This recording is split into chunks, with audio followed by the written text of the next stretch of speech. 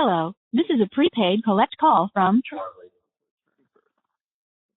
an incarcerated individual at the Leon County Jail. This call is not private. It will be recorded and may be monitored.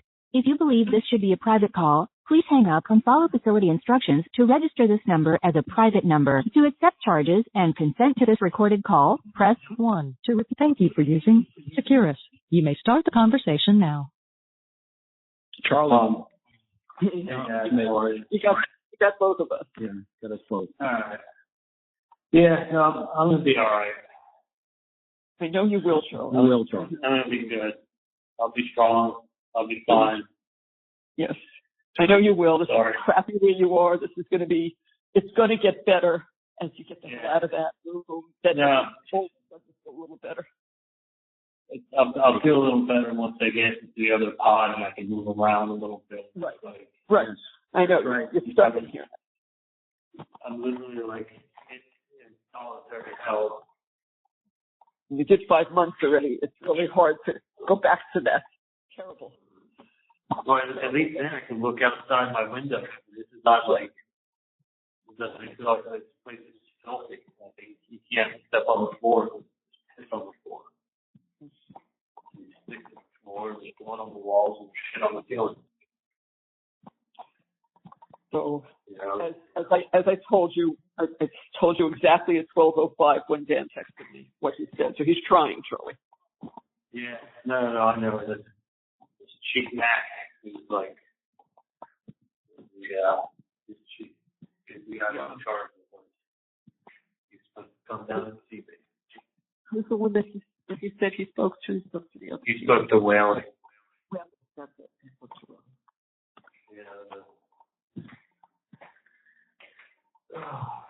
It's just, you know, it is a lot.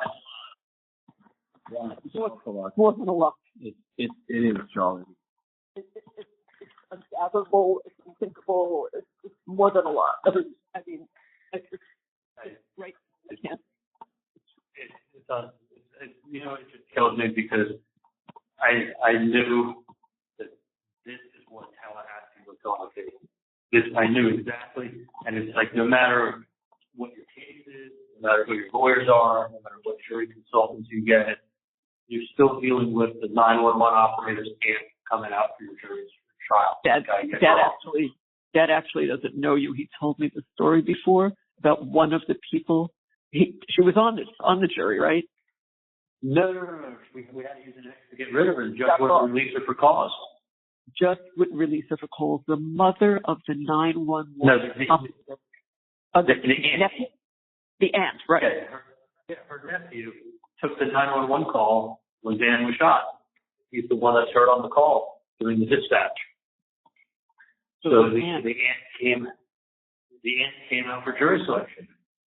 And we said to the judge, well, we're going to be, what if we're critical of her nephew who's taking the call, and where there's some critique that we have, and that's his aunt, and she's on the jury, and she's listening to us critique her nephew's performance.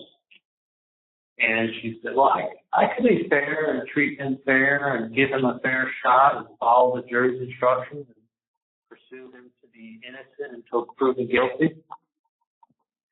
And they go, okay, she can follow the rule of law. We can keep her. They can keep her in the pool. The only people who got kicked off for cause were that they said they can't follow the judge's instructions and they can't change their thoughts that they had on the case. Yeah. Like I had the mayor. The mayor was with all these people for 8 hours. They were with the mayor of Tallahassee. He was the last one we brought in, and we asked him if he knew about the case. He said he knew about the case. He thought I was guilty. And he said, there's nothing you can say that would make me change my mind. Okay, you're struck for cause. That gets you struck for cause. But being the aunt of the 911 operator in the trial, you're good to go. Not struck for cause. Right. So you had to use one of your strikes on her. They wouldn't take it. No, I had to use my strike on her. I mean, how much closer to the case can you get? No. You know, and then you got the guy who knows all about the case, who was a lieutenant, and he was with Miami-Dade Police, 24-year arson investigator, know-it-all, knows everything. You know, told us he had a photographic memory. You know, Duman asked him a couple questions. He said the guy didn't know what he was talking about. Later, he asked specific questions about stuff. The guy knew all about the case, but he said he could be fair, he'd be impartial.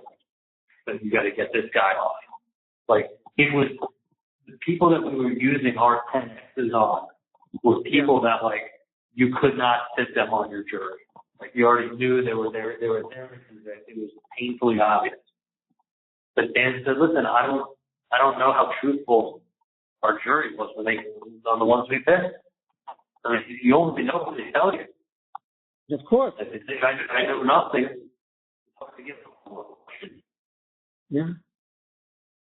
You know, not to mention, you're going to release all these people's names to the community just because who sat on the jury. People are going to be curious, just glance at the names, see if I know anybody. That small town mentality. Let me look at the names, see if I know anybody. Mm-hmm. Like, okay, I know this person. Well, do you think this person, if they let me go, they want to be getting phone calls from that person? Well, were you crazy? Yeah. You know, I think the case that I've had this whole long talk with Mom, but I'll make it short. I think the case got dumbed down to Wendi as a TV repairman. She got a TV joke. She got a TV as a gift. The undercover guy is trying to extort you for money. Mom references the TV. You got the TV coincidence that it's unbelievable that TV came up that many times. On the day of the murder, TV getting repaired. That's her alibi. Then the other thing that's unshakable is what Kaplan said. She just couldn't help herself. She had to drive to the scene of the crime. Have her way on the liquor store. Read the liquor store's closer and shows up an hour after everything was done because she just couldn't help herself. Well, if it's true, and Wendi showed up because she knew something was going to happen, then I'm guilty. Without a doubt. If you want to say it's a coincidence, then you can excuse that with the word coincidence. But like, if things line up, they line up. So you can have an explanation, or you can just say it's a coincidence. But if you can't use the word coincidence too many times before someone says, "Oh, do you think I'm stupid?"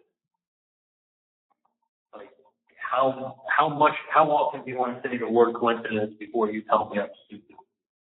Or think I'm stupid, take me for stupid. Then you got all these other people piling on who have motives. Every good person running their mouth has a fucking motive.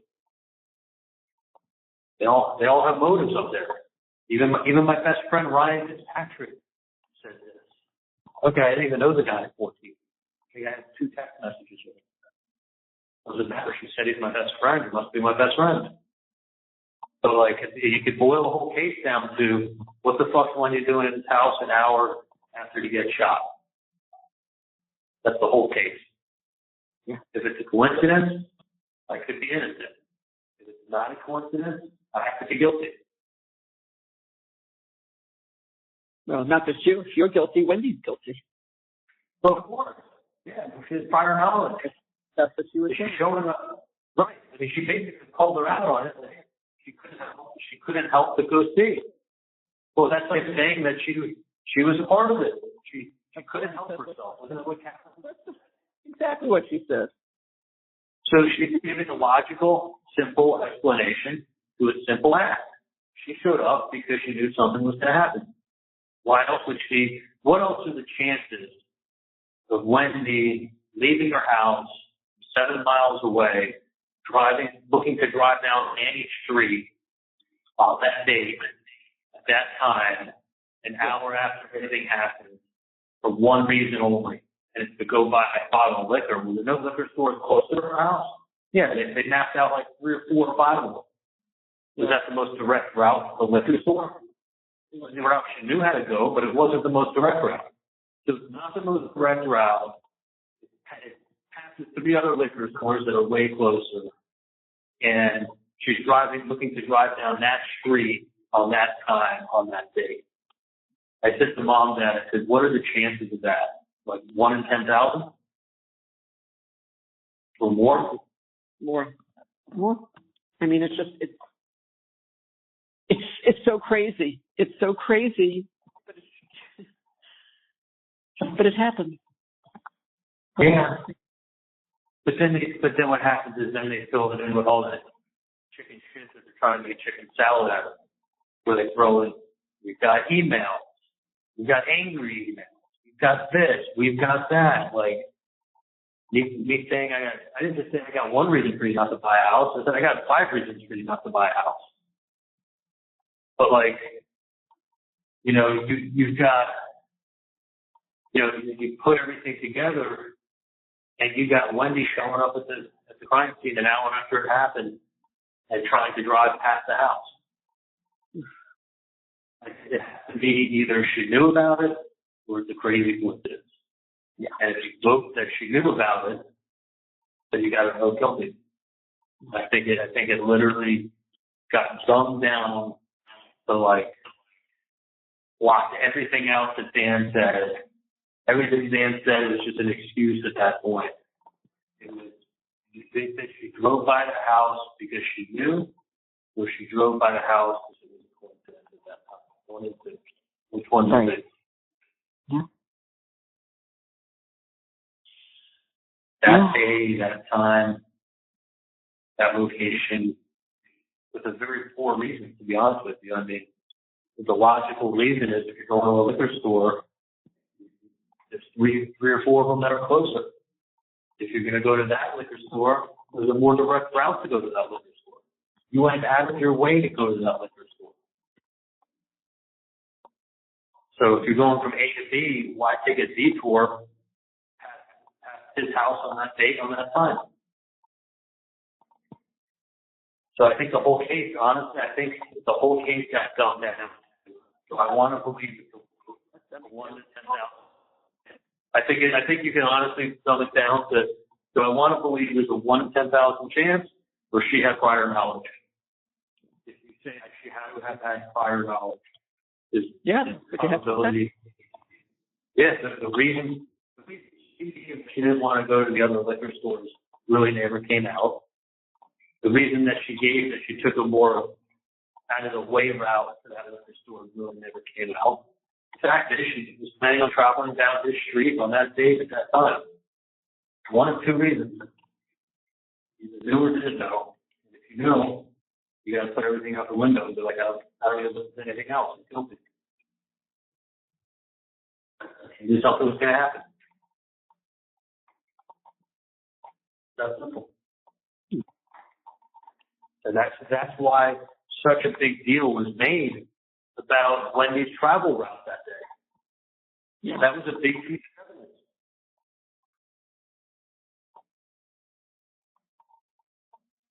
Yeah, That was a big piece of evidence, and the TV was a big piece of evidence.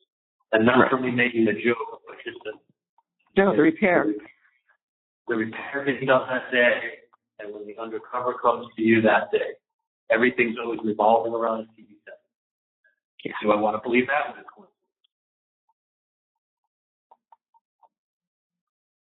Two big coincidences? Like, I could have bought her anything else. Move out. I could have bought her a blender. I could have bought her a sofa. I could have bought her a rug. That one object that keeps coming up. Gotta be code something, otherwise why would we keep referencing it? I swear to God, I really believe that you look at those, can you hear me? Hello? No, we're here, honey. I'm listening to you. I mean, I get it. There's pain and it's all back and forth, but I really truly believe that you look at the coincidence of traveling on that date, that time, you listen to her reasons, they don't really hold that much water for, they don't sound logical when you say there was 3 more liquor stores, when you say that it was a more direct route to that liquor store, reasoning starts to kind of sound a little soft. And then you add it up with the TV and how and when it came into conversations. And all of a sudden you're like, it's either both coincidences or she knows and that's why she's there. And he knows and that's why she's talking about TV. We solved the case. Like, I really do believe that's what it came down to. After that, I think they could pull out everything else out. They have her map, they have her date, they have her times, they have the TV code. And me, hearing that in the room over and over and over and over again. Like, that was in the opening and that was in the closing. Yeah. And the only one you can find something is two big coincidences. One big coincidence is hard to swallow. Two big coincidences surrounding the case starts you making you say, like, how many coincidences are you allowed? Yeah. No, we talked about that before. It's like too many. How is it possible? Just impossible. I mean, here, literally 300 feet from the turn. Like, yeah. It's just, I mean, certain things are like, Jesus, like. I don't think that was it. I think the things you mentioned, what they dummied it down to, because that's easy. Okay. That's easier than you. When you need to think about it, you think, is there any way, like, what are the chances of her showing up? Showed up because she knew that it was all set up. What are the chances of her showing up randomly? I would say 1 in 10,000. Because of the timing and the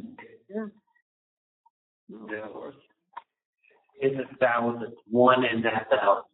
So on that date, okay, so you're saying it's a coincidence. And George Chapel, she just couldn't help herself. She knew why she showed up.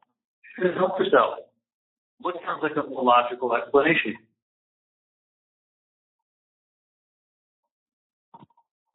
Yeah.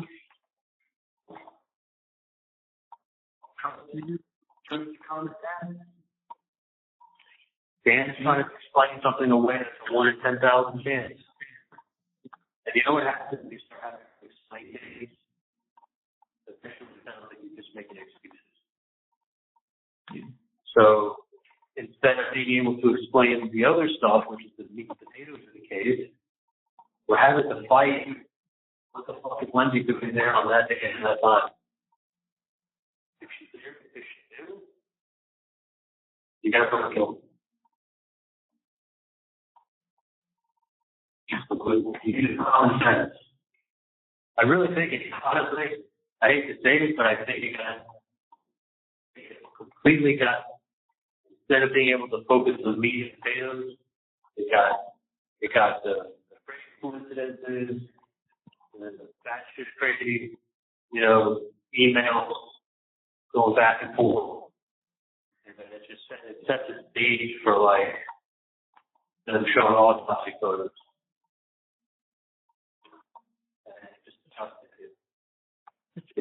It's how she, it's not even so much sum it up, it's how she sloughed over everything and made it so simple at the end. So simple. Well, was it cool? Listen, I mean, I'm putting myself in the jurors' position. If you're telling me that she showed up there and that I'm hearing the excuses of why she showed up, it's kind of feeling a little like I'm being sold something. But I can buy it. Then you're telling me about the TV not being a total coincidence. Okay. Now you got all this other stuff you're trying to kind of like you almost, there's too many coincidences on things involved, technically involved around the case are very hard to explain away other than saying that was just a fucking coincidence. Yeah. That was a 1 That was one, and that, by the way, that's why people think Wendy's guilty. What? I didn't hear that. That's why people think Wendy's guilty is what the fuck she's doing. Yeah. Mm-hmm. I understand. Yeah. And now that you're guilty, she's guilty. Well, if she showed up at that scene, it's because she had prior knowledge. If she had prior knowledge, then guilty and I'm guilty. Like, you can't explain things other than coincidence, you know? It's like, and then sometimes you can prove things as coincidence. I remember one time I was saying to these copies, like, oh, we got to get together soon, man. It's been years or whatever. And I was talking to him, I think I was walking the dog. And then the next day I was flying out to Vegas. I didn't tell him I was flying out to Vegas. He didn't tell me he was flying out to Vegas. The next day I remember walking around the pool, going to put my, look for a chair at the Wynn Hotel. And they've got 2 pools. And I'm walking around the pool trying to get a chair. Literally, like, you know, people are laying in a pool, they're laying face down or turned to the side. You can walk right by it. It's not like I'm really looking at people. I start walking around the pool. I'm out there for 4 minutes. I walk right into it. I know. That was the craziest coincidence, right? You just had spoken. The night before, said, we got to get together soon. And then, the next day. I didn't tell him I was going to Vegas. He didn't tell me he was going to Vegas. And there's a pool, and it happened to be out there early. It was like 10 in the morning, and I went for a lap around the pool just to see what it looked like and just walk around, walk straight into it. I mean, how many hotels are there in Vegas? How many pools are there? How easy it is to stay at the same hotel and not run into somebody. He's in San Diego, on the Fort Lauderdale. The next day, I have a drink. I know. Coincidence. Yeah, everybody's like, that kind of stuff. But then when you look into it, you can see, like, when did he buy his ticket? When did you buy your ticket? Were you communicating with them around the same time? Was there, who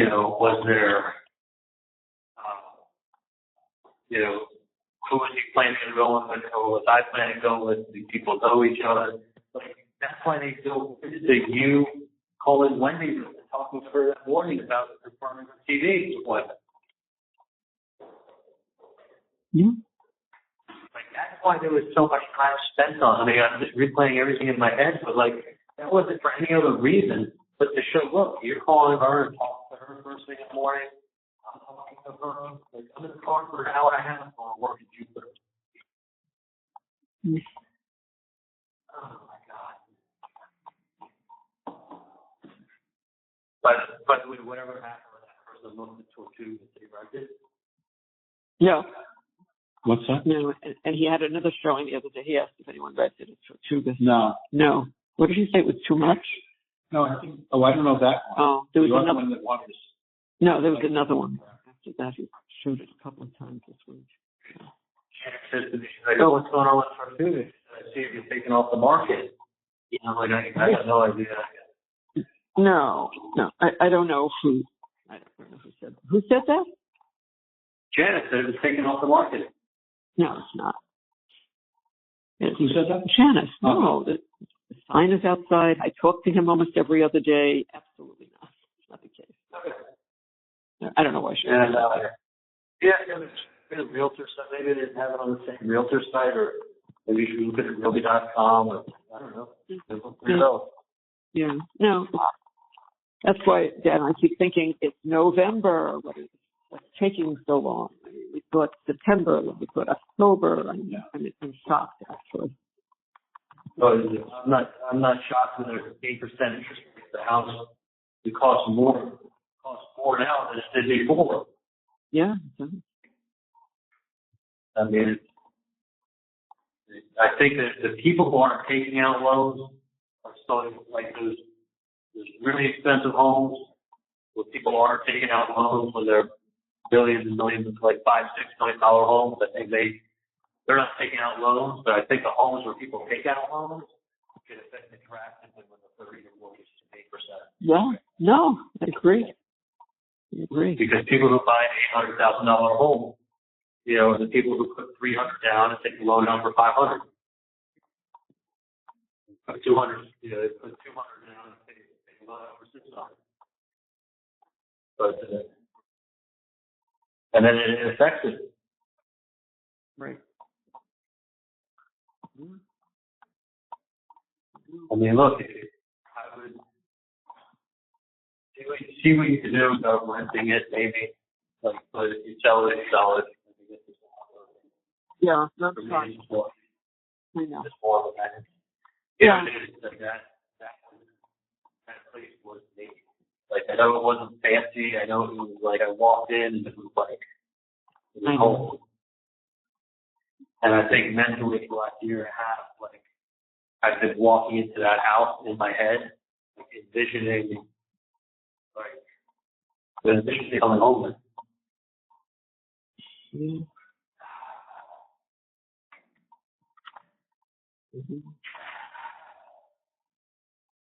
Just, you know, I just feel like I was to get quite honest with you. Like, you know, when you know better and then you make a mistake, Yeah. you feel like you like, it's one thing if you do something and you're like, this is what I think is the right thing to do, and then it doesn't work out. That's traveling your gut.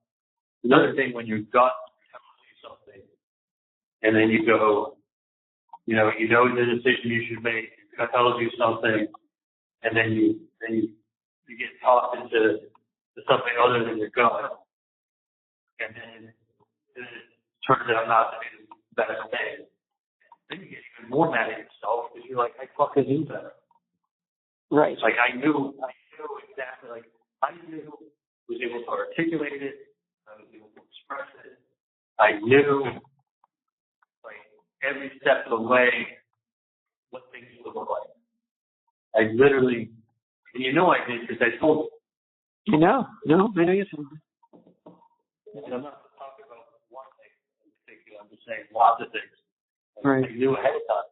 I knew I could see how things would turn out. I could see how Three would be moving to North Carolina. Like I could see things. I felt things. Like I could feel it in my bones. Like I saw things, I felt things, I knew things. I made observations. I made comments about it. I spoke about it. And the next question is, okay, so what did you do with all that? Great gut feeling, Charlie. And then it's like, that's where it spiraled.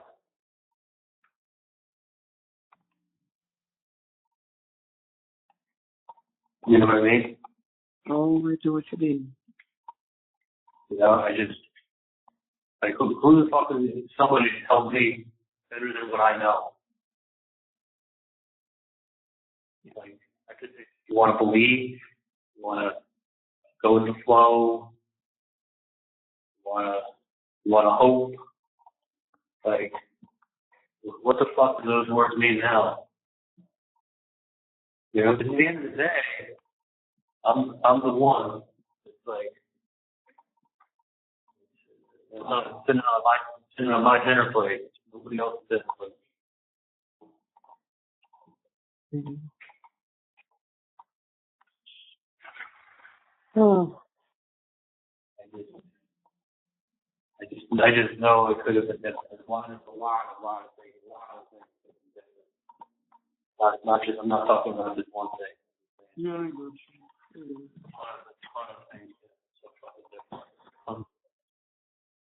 And I really could have, like, you know, would things have been ideal? No. But they sure as fuck would have been different. Yeah, they would have been different. And by the way, I'm not just speaking about one thing in particular. So I know. anybody listening is talking about multiple. Yeah. Not just one thing, not just two things, not just three things. But I just, like, I'm just too smart, and I have too good of a gut. And I have the same shit with Enzo. He was the same shit. Me knowing better and me casting that away to somebody else's hands that knows better. Like, it has a vested interest. You know, that has a benefit, definitely has a benefit to them. But don't make no mistake about it. Like, there's a benefit to them. There's a benefit to other people along the way that was giving me advice. I know they meant well, but I also know, like, that advice was also beneficial to them. You know what I mean? I do. You know, when someone's advice to you is with an opportunity for them, you got to take it with a grain of salt. True. There is, even though they care about you, and even though they're, you know, even though they, you know, they really are good people, they really do care about you, whatever you want to say. Right.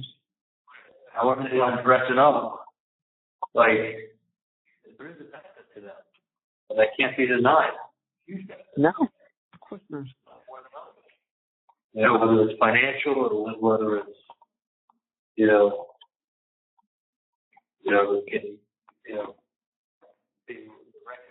recognition or whatever it is, you know, there is a benefit, and everything makes it do. So then you can't say there was no benefit. It's like if you feel something in your gut, and you know something, and you're so sure on it, and you're articulate on it, just move on. Yeah. You know? Move on. Okay. You've always said that, go with your gut. Yeah. Go with your gut, move on. Like, don't be impulsive. You know, but if you can really rationalize it, if you can really talk about it, if you can really think it through, if you're able to articulate good reasons behind it, pros and cons, like, be smart. Don't be in denial. You know, like, especially when it's like, usually you got to tell you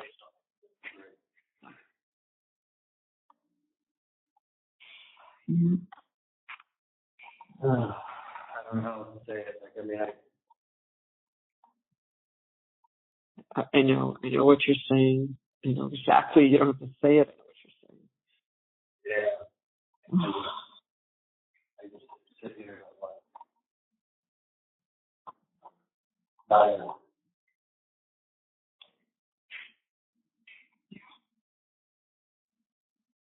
Another chance. But honestly, Mom, you could bring John Dubin down next week. You could bring Dan out here next week. And I mean, you didn't have one.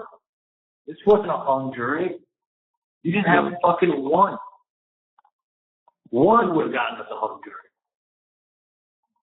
A fiery debate in the back would have at least had us waiting longer. There wasn't one.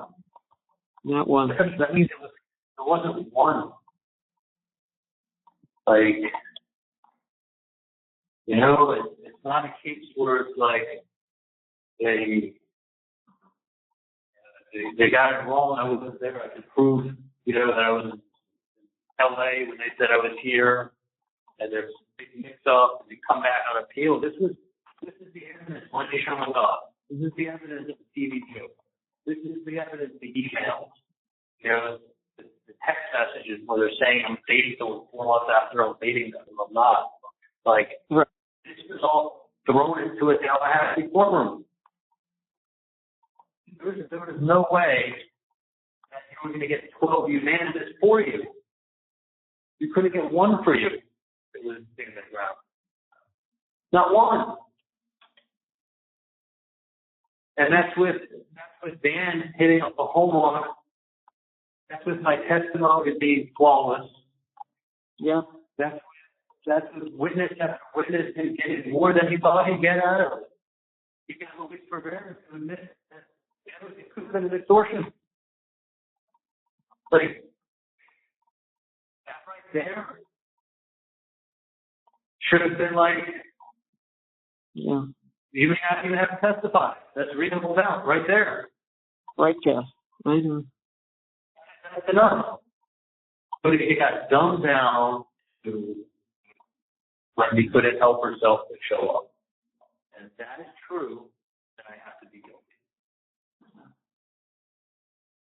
And if I was sitting on a jury and someone phrased it to me like that, and they gave the reasons of the labor of like, of liquor stores or crowd or time, and all the little things you want to explain in a way. It was either she knew about it or we're very mistaken. And if she knew about it, take everything else off the table. Yeah. It's a 1 in 10,000.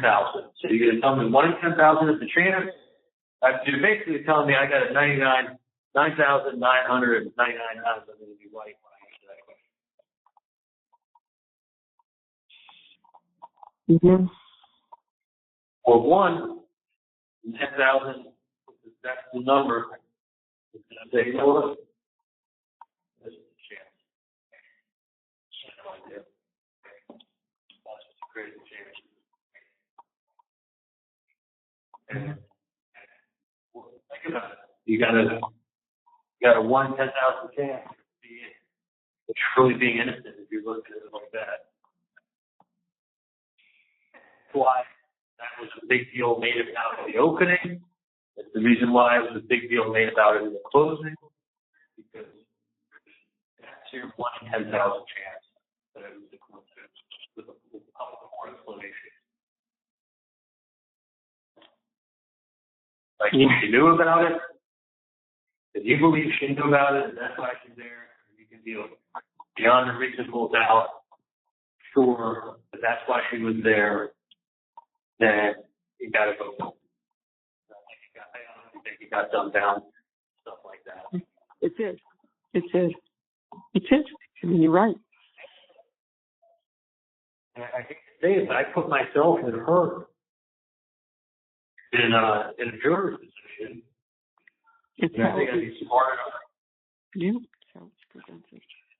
She's presented like she couldn't help herself. But then you got all these other people who have motives, and of course are going to throw shit at the wall. Right. So you got the shit getting thrown on the wall, and then you got the 1 in 10,000 chance. She shows up at the fucking crime scene an hour after the assistance by chance. Doesn't know that of a way.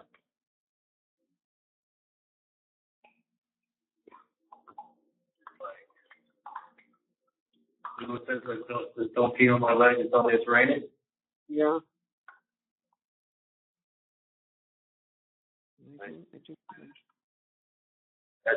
That's when people hear shit like that, is when they say that.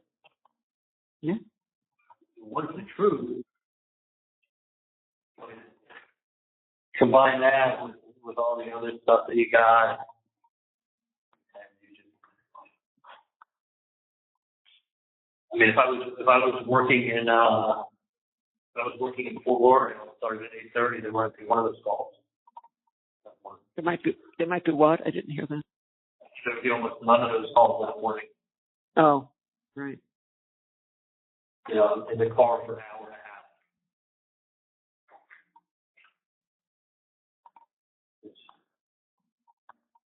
I mean, if they had a text message of me and Katie fighting where I called her apologizing for calling her attention the day before. You know, like, so that just means that we were fighting. That's all it means. Wendy's showing up at the crime scene an hour after it happened by chance. After she talks to her mom and her brother that morning.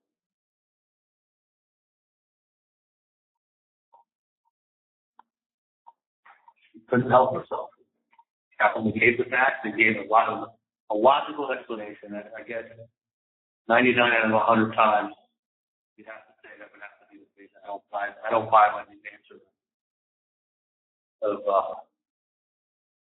going to a liquor, after 4 closer liquor stores Why don't you just take a more direct route?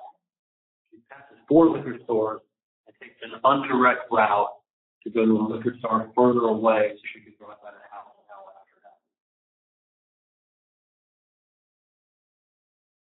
that. I mean, it's 1 in 10,000. 1 in 10,000 she's telling the truth. And you can, you know, when they say like beyond a reasonable doubt, Yeah. if she showed up on purpose at that place at that time, then he's guilty. That's almost like corroborating evidence.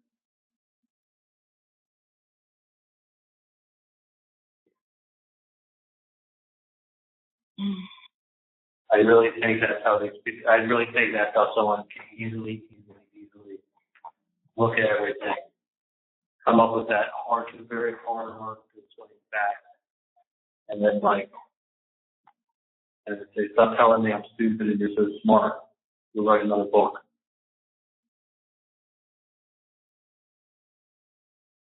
You know, by the way, every time you tell someone it's a coincidence to give them a shitty explanation, people always feel like you're. Dad should say 2008. I know. What? What? She didn't say 2000. No, she didn't say 2008. I know. But Go to the book. yeah. No, that's because she's okay, here's your answer. Because she said she wanted to leave there since she got there. She never liked it there. Yeah. She felt that way. Outside. I mean, look, that's even more reason. She's been planning this forever. She's always wanted to leave since 2008. The story's modeled after her and her family. And the professor teaches at the University of North Florida. University of North Florida State. She put the word North in front of Florida State. University. What does the husband do? He's a professor. So the husband's a professor at North Florida State. Woman does immigration work. We got 2 boys, and the town is an imaginary town. The town's almost fucking identical to Tallahassee. Good job, Lily. You were fortunate. I mean, the small stop on the way to civilization. It's a place that you never planned on living, that you thought you were a fellow. Like, showing up at the scene of the crime.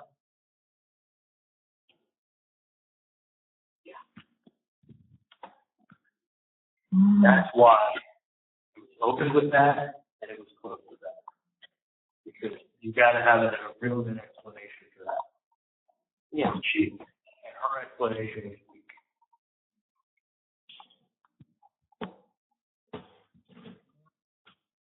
No, I mean, when you sum it up, Charlie, that's exactly what it was. She made very, very simple work of it. Very simple. Avoided any of the things that made common sense, and just went with that. Yeah. Listen, she got frustrated. When I talked to Michael over the weekend, he's like, Appleman got frustrated with you. She was asking question after question after question. She wasn't getting anywhere. She kind of like just threw her hands up in the air. Trust me, she had help over the weekend. Let's put it that way. She didn't just do that. That PowerPoint was not in play either for this weekend, I can tell you.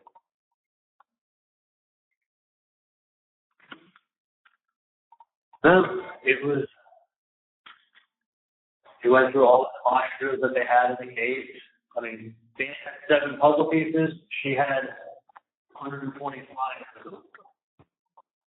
It made it seem like it was so voluminous, pulling out little lines highlighted from a conversation, highlighted line, out of contact line. I don't understand. You can lie and lie. The prosecutor lies. I mean, I've had another, another attorney say to me, but that's what they do. That's just what they do. I said, what do you mean that's what they do? They're prosecutors and criminalizers. That's what they do. So they get their point across. And nobody knows the difference unless you really know the difference. If you don't know the case, you don't know. You got to know the case. That's right. But you got to listen to the evidence presented in the case. Don't take anything the prosecutor says as evidence of the closing. But Jesus, she goes through 2 hours with you, and she really cares. And she's putting up slide after slide after slide, and being like, guys, come on. Wendi can't help herself. She shows up at the crime scene. Like, Yeah, it really is. The way she couldn't help herself. Yeah, couldn't help us. And that's what they heard. That's just what they heard. Yeah. and that Wendi didn't say she couldn't help herself. Yeah. I didn't say she was right. I didn't say anything that made me arrogant or that I was untouchable. Those were other adjectives that people like to throw around that, like, once they describe you, who you are. Listen, they heard you testify there was nothing unlikable or arrogant. It didn't matter if she said you were. Yeah. Yeah. You feel like you're untouchable. You feel like you're arrogant. You're arrogant. You're untouchable. People say that. Ryan said that you said this. Like, she had a mound of bullshit is what she had. She couldn't debate any facts. So boil it all down to when you show up at the scene of the crime and you don't have a real good reason, and you just drove 10 miles, you look guilty. Especially after you spoke to your mom and your brother that morning. Yeah. After done with your TV repair appointment. Like, it just got dulled down to the point that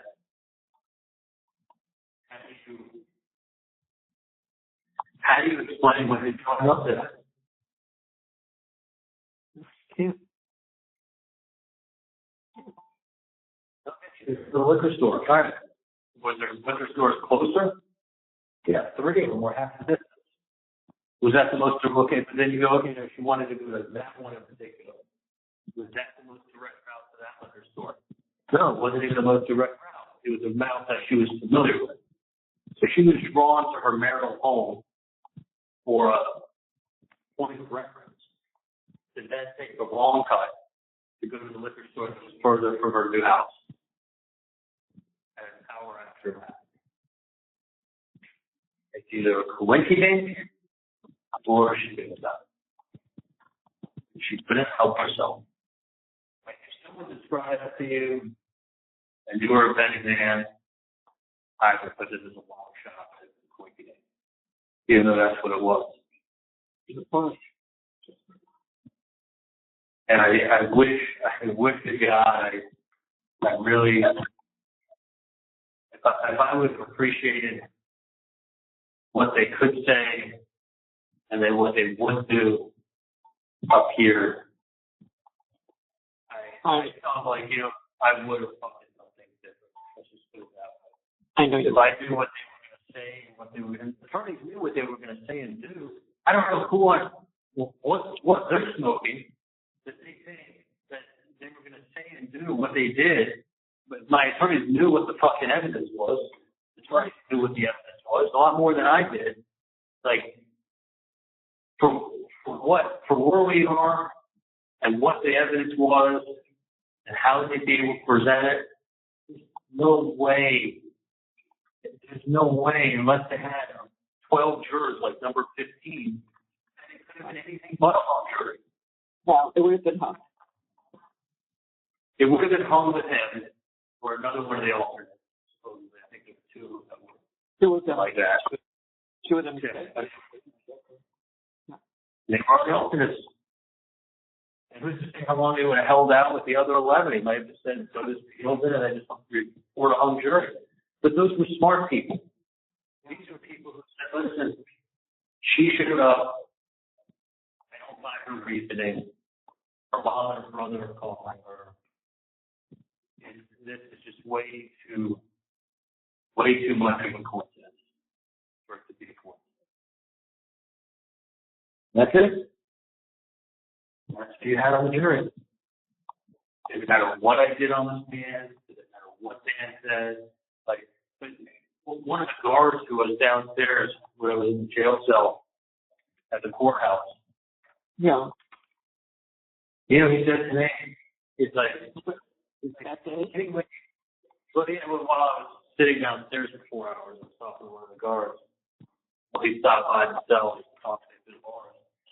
He's like, look, he's like, the only way you get out of here is if all 12 people want to say you're innocent. It's got to be unanimous. Otherwise, it's going to be a hung jury.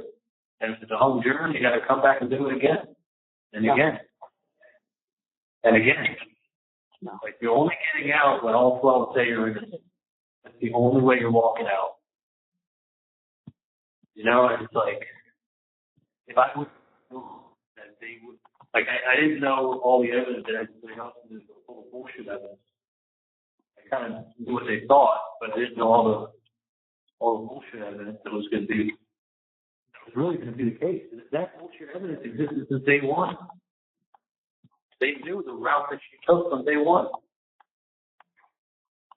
But it's like, I would have known that not like how it was going to be looked at and what the prosecutor was going to be doing and saying. Like, I would have done things differently. I did. I got talked out of it by people that I thought that my knowledge and best interest or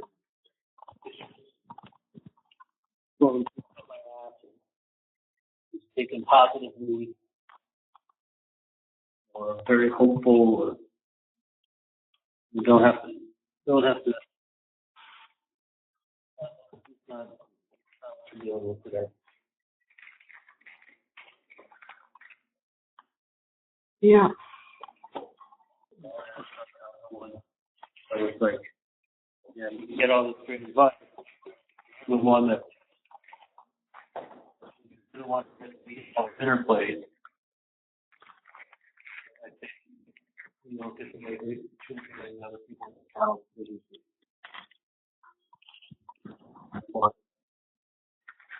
You don't want to see anything on the dinner plate. And I can tell you, I know for a fact that if I would have thought as rationally as I am now, like, kind of looking at both sides and then fully see what people in Tallahassee look like that are going to be looking at me, I would know how right I was.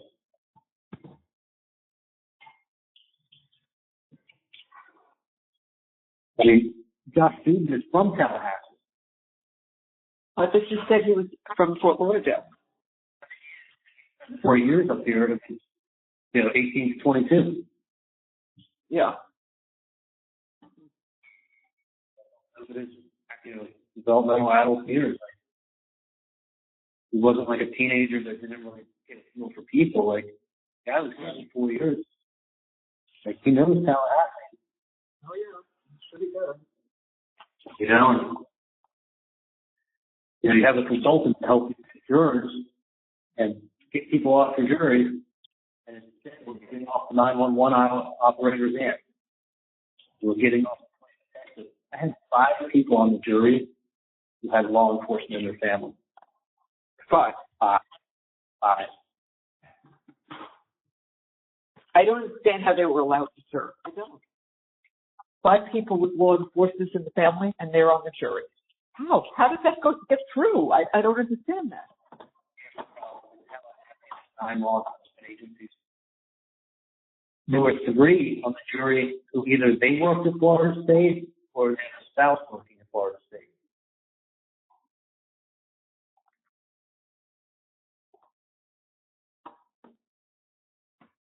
And I was wondering if you work at Florida State and you will be innocent, how secure is your job? Your name is going to be released and everyone in Florida State is going to know that you were on my jury. Name up the guy that worked at the bookstore at Florida State. Right. The 30-year-old fat guy that looked like he was an inbred we're look to our Florida State. We told them.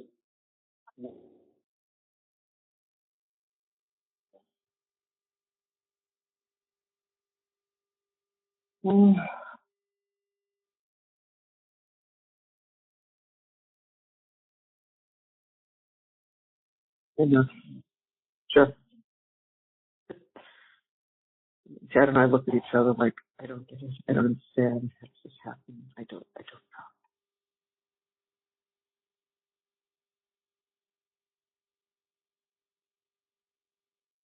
You there, honey? Charlie? Charlie? Are you there, Charlie? Charlie? Charlie, are you there? I don't know.